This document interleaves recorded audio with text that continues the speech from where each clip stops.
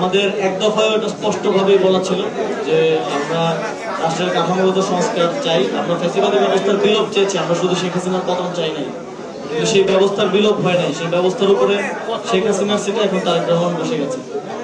তো আমাদের এই লড়াইটা চালিয়ে যেতে হবে সামনের দিনে, সেজন্য আমাদের প্রয়োজন শক্তিশালী সংগঠন এবং একই সাথে আমরা নগরে রাজনৈতিক কর্মসূচির পাশাপাশি নগরের বিভিন্ন নাগরিক সুবিধা, জনগণের সুবিধা অসুবিধা নিয়ে তাদের কোশ্চেনগুলো ডিল করা। এখানে আমাদের জাতীয় যুব শক্তি নেতৃবৃন্দ আছে, নগরের ইউথদের একটা চ্যালেঞ্জ হচ্ছে এমপ্লয়মেন্ট থেকে শুরু করে অনেকগুলো চ্যালেঞ্জ আছে। এই পলিসিগত জায়গা থেকেও কাজগুলো, আলোচনাগুলো, ইন্টারাকশনগুলো নগরবাসীর সাথে আমাদের নিয়মিত করতে হবে।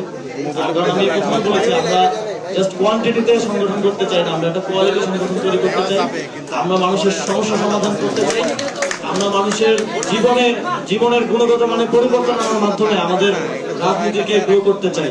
আমরা আমাদের শক্তি দিয়ে রাজনীতিক দল হিসেবে গ্রো করতে চাই না।